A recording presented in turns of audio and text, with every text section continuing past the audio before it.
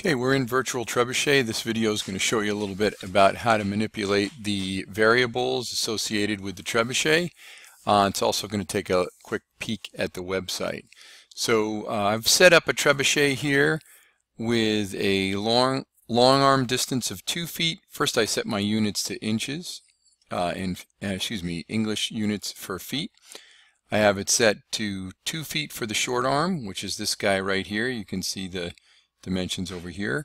I have a long arm length of 5 feet, which is right here. I have a length on the weight of 0. Our weight is not hanging. It's going to be fixed right at the end of our short arm. Height of the pivot is currently 3 feet off the ground, this guy right here. All right, and the mass of the arm is fixed at 4 pounds with a uniform arm length. A mass weight of 15 pounds. So that's the weight that I've put on the end here as my potential energy to get this whole thing moving. The projectile we're using today is a baseball, and we have 0 wind speed. I've experimented with a 30-degree angle. I'm going to hit submit and watch it launch, and this is going to record our data. So with these settings, I've got a distance of 51 feet for my launch. The goal today is that you experiment with some of these variables. You need to refer to the notes in Canvas as to which ones are fixed and which ones you can play around with, and see if you can beat this number. I also want you to take a screenshot of your work so that you can show me that you've found some success by manipulating these variables. All right, so before we get too far along, I want to do a couple other items. Number one, you are going to have a fixed projectile of a baseball. You can play around later if you want, launch cows. You can have a release angle of whatever you choose. The wind speed is going to be fixed. These items are going to stay fixed. So you have these items you can experiment with, but within a range. If you look at your Canvas information, I've given you some maximum and distances for these things, maximum weight.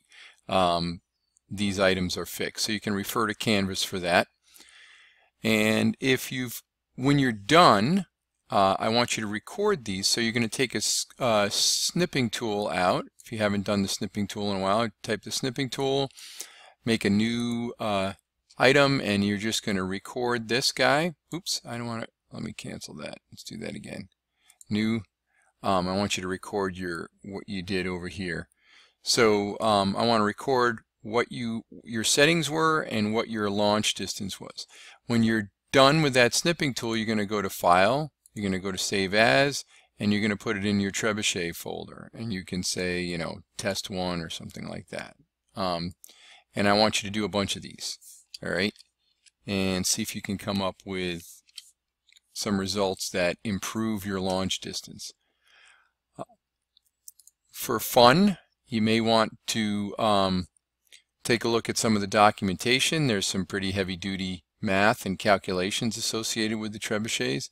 For this stuff, you also might want to look at some of these videos. I was watching, which one? This one earlier. This carpenter built something to launch 3 to 5 pound pumpkins, and it's a short video, so we'll just take a quick peek here. Alright, maybe next year we'll build a big trebuchet. Looks like fun. Alright, so that's your challenge.